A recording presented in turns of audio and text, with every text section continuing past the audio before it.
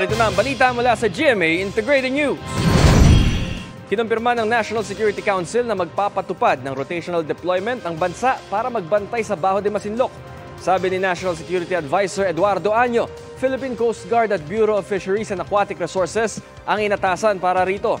Ipatutupad daw ang rotational deployment simula ngayong buwan para maprotektahan ang mga mangingisda roon at matiyak ang food security sa bansa.